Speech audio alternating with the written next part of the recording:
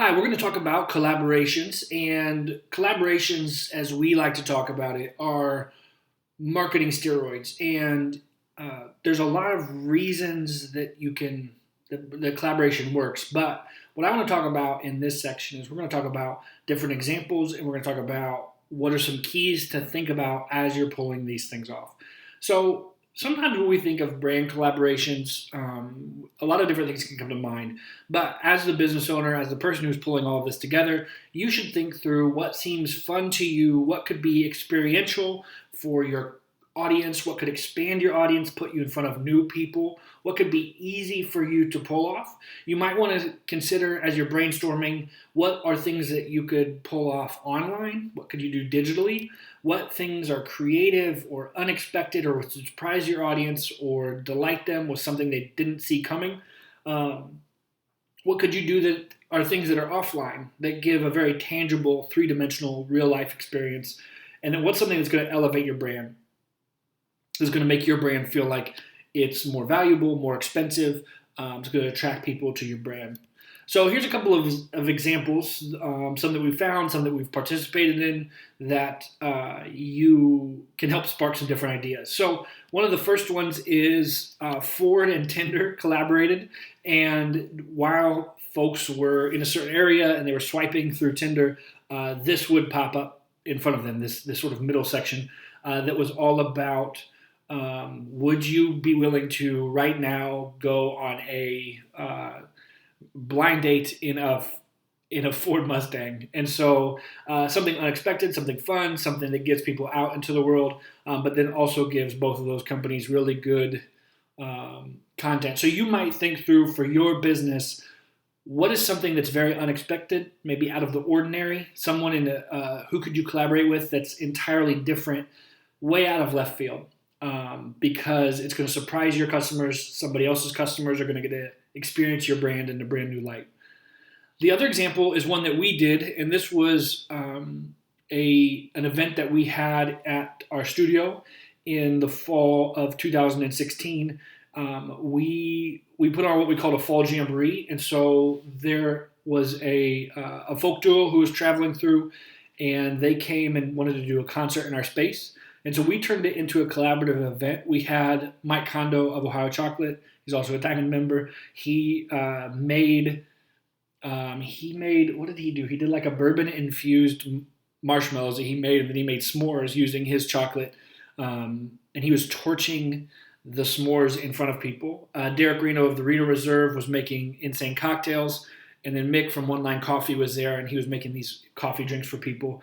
And Derek used some chocolate in some of his cocktails. Mike used some booze in some of his stuff. And, all of it was a very memorable experience. All of it was unexpected. It has really nothing to do with the Wonder Jam and our business. But it was a lot of fun for everybody, and everybody had a really good time. Everybody had a unique experience, and we do that stuff just because it's fun, but it also gives folks a nice opportunity to come through our space, to have a good time there. And yeah, the other collaboration that I thought was really cool locally here in Columbus, there was a blogger, I said breakfast blogger, but a blogger named Nick Decker. He has a site and an Instagram account called Breakfast with Nick, and a business here called The Kitchen, which does different tacos every Tuesday night. They do Taco Tuesday. And they had Nick come, and he made a breakfast taco. So he had one of the recipes. So this very cool collaboration that gave him, he's very big in the local food scene. He's already participates with The Kitchen all the time. They already have a strong relationship. But it was just some example of people coming together, doing something fun, already really in the theme of what they both are doing already. So it's a very natural, obvious collaboration to have. Nick promoted The Kitchen and their Taco Tuesdays event. They also get a bunch of folks there. And, in the past, The Kitchen has hosted him for nonprofit events that he's participating in, or, they've collaborated a lot in the past. And so this was just another evolution in an already really good collaboration and relationship. And if you're a local food business of any kind, developing relationships with influencers who are in that space, whether you're local or you're a national food brand, is a powerful, ongoing, has it pays back dividends over time.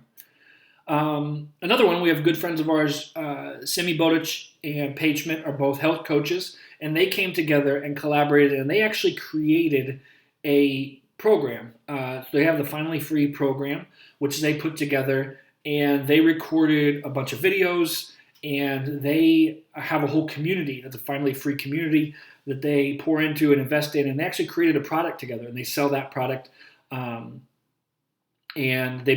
they both benefit from it. They both earn clients from it. They also have clients who can hop into that as well. And so it just strengthens their community, brand, their audience from a lot of different angles.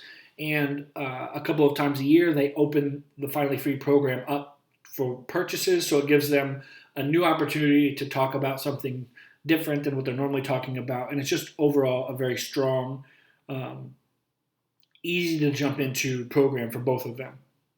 And so let's talk a little bit about, now we've gone through some examples, would love to hear more in the comments on collaborations that you are inspired by or that you think are really strong, or any that you've done that have worked out really well.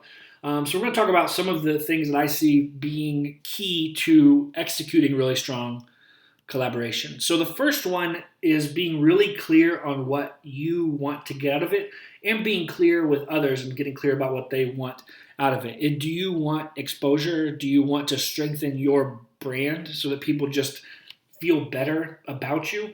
Do you want to actually make money from this collaboration? So I could talk about Paige and Simi. They both, this is another revenue stream for them. And then do you want to have fun? Is this something, the Fall Jamboree for us, I told everybody who was collaborating, if the Wonder Jam can just not lose money, I'm happy with all of that. So I sat and talked with each person in that Fall Jamboree, asked them how much money they wanted to make, or told them kind of how I saw it all breaking down, asked them if they're okay with that. Do they want to change anything? Was it worth it for them? And being very clear about that on the upfront is going to make sure that during the collaboration, or once the collaboration's over, you didn't waste a bunch of time, or you're not mad at each other. It's just really, it's key to be direct in that way. The other one will be to plan ahead. So understanding, when does it launch? When does it need to be marketed? When will it end?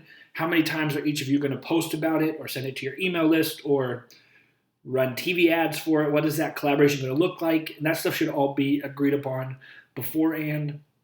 Being very clear about who pays for what out of all of that, and what's the marketing plan? How is this going to roll out? How are all the collaborators involved going to maximize their investment? And the last thing is really to just understand that this is an investment. This is something that you are going to put effort and energy into, and it's going to pay you back over time. So understanding, how can you maximize the exposure? How can you get more follow through? Where do you need to double down on time, money, energy, creativity to make it all work it, or to really maximize that investment? And then where during the collaboration do you actually need to show up and do a good job? So the night we did the Fall Jamboree, each person was there serving customers, interacting with customers, helping walk them through that whole thing. And we had a band there that was a whole collaboration, and folks were around to talk to people, answer questions, sell some of their product. We made sure to, when we're introducing the bands, to actually call out each of the businesses and the people who had been collaborating. All of them helped promote. And so just understanding, where do you need to show up, maybe the day of an event, or while something is being executed, how can you maximize all of that? So you know what to do. We've seen some good examples. So one, you can hop into the comments below and you can tell us, share some examples that you love, or share collaborations that you've done that have worked really well. But then also, I would love for you to get scheming, get planning, get out there and do something, make something happen, and come back here and share what you did with the group. Peace.